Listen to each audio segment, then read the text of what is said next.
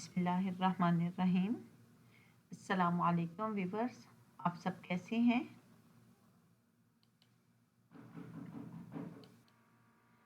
आज के हमारे सबक का उन्वान है सेहत और सफाई। मकासदे तदरीस।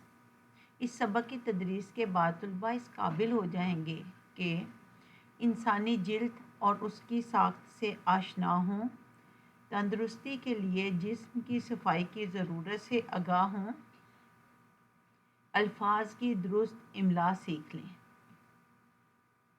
जमात का काम। आज हम सेहत और सफाई की ख्वानगी और अल्फाज मायनी करेंगे। ये हमारी दरसी किताब है, सफ़ा नंबर 110। सेहत और सफाई। हमारी ज़िंदगी का दारोमदार जिस्मानी सेहत पर है। सेहत के लिए अच्छी ग़िज़ा, खुली और ताज़ा हवा और सफाई नहायत ज़रूरी है। गंदगी से तरह तरह के कीड़े और जरासीम पैदा होते हैं। मक्खियों और मच्छरों को तो हम देख सकते हैं और ये भी जानते हैं कि जहाँ ज़्यादा गंदगी होती है ये वही पैदा होते हैं। मगर हज़ारों जरासीम ऐसे होते हैं जिन्हें हम आँखों से नहीं देख सकते। कीड़े मकोड़े और बाज़ जरासीम इंसानी सेहत के दुश्मन हैं। इनको जैसे ही मौका मिलता है इंसानी जिस्म पर हमला कर देते हैं। इससे मुख्तलिफ बीमारियां पैदा होती हैं।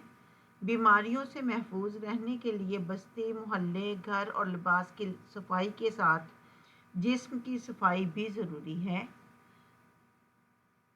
इंसानी जिस्म में जिल्द की बड़ी अहमियत है। जिल्द हमारे जिस्म का कुदरती लिबास है।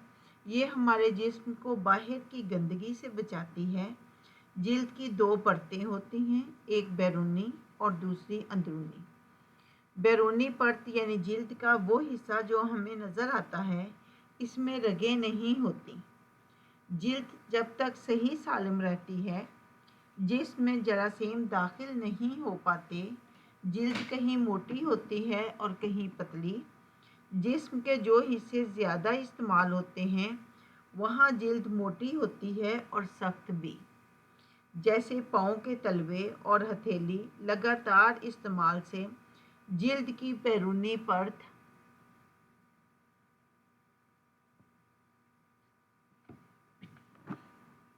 घिसती रहती है और इसकी जगह नई परत बनती रहती है। बैरूनी परत के नीचे अंदरूनी परत होती है। इसमें बारीक रगें होती हैं जिनमें खून गर्दिश करता रहता है। इस परत के नीचे पसीने के गुदूद होते हैं। जिल्द हमारे जिस्म पर गुलाब की तरह मुंडी होती है। ये बज़ाहिर बंद और स्पॉट होती है, लेकिन ऐसा नहीं है। आपने कभी सोचा कि जिस्म के अंदर से पसीना कैसे निकलता है? बात यह है कि अल्लाह ताला ने हमारी जिल्द को छलनी की तरह बनाया है। इसमें बारीक बारीक सुराख होते हैं जिन्हें मसाम कहते हैं। अगर आप अपनी जिल्द को गौर से देखें तो आपको छोटे छोटे नन्हे नन्हे सुराख नज़र आएंगे, वही मसाम है।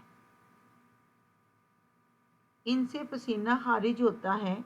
ये मसाम इतने बारीक होते हैं कि सिर्फ खुर्दबीन की मदद से देखे जा सकते हैं।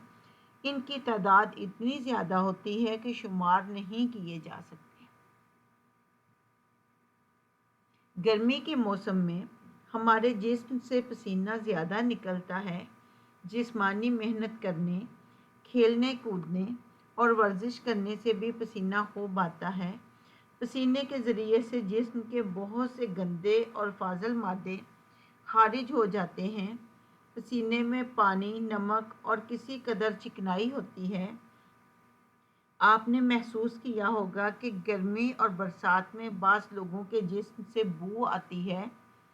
ये जिस्म से निकलने वाले उन्हीं मादों की बू होती है। नहाने से ये बू दूर हो जाती है।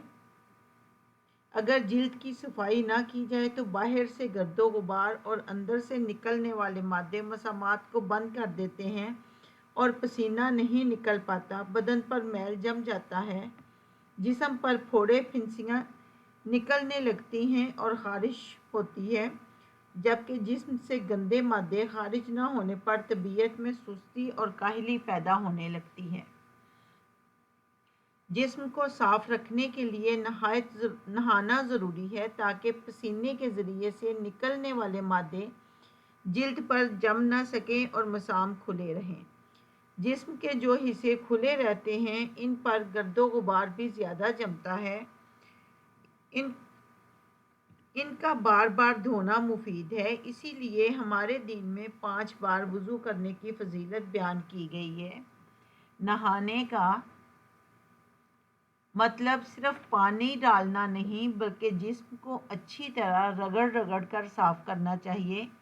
اس طرح جمع ہوا میل دور ہو جاتا ہے، مسام کھل جاتے ہیں اور جسم میں خون کی گردش تیز ہو جاتی ہے، چستی پیدا ہوتی ہے اور طبیعت فرحت اور تازگی محسوس کرتی ہے۔ نہانے کے لیے تازہ اور صاف پانی اچھا ہوتا ہے۔ موسم کے اعتبار سے گرم یا ٹھنڈے پانی سے بھی نہایا جا سکتا ہے۔ صابن لگانے سے میل آسانی سے دور ہو جاتا ہے۔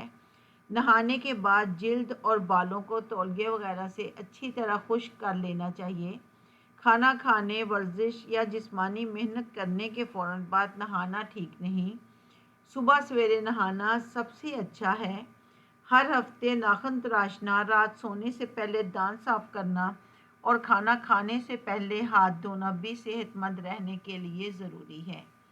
یہ تھی ہماری آج کی کہانی جو صحت اور صفائی سے متعلق ہے، یعنی اگر ہم یہ چاہتے ہیں کہ ہمارا جسم تندرست رہے تو ہمیں اس کی صفائی کا بھی خیال رکھنا چاہیے۔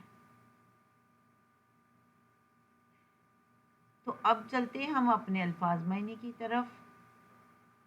پرت، تہ، مسام، جلد کے چھوٹے چھوٹے سوراخ، پھنسیاں، دانے یا پھوڑے، غدود، جسم کے اندر چھوٹی چھوٹی گلٹیاں۔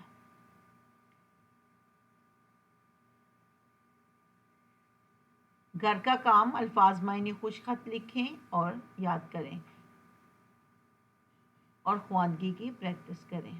دعاؤں میں یاد رکھیے گا۔ اللہ حافظ۔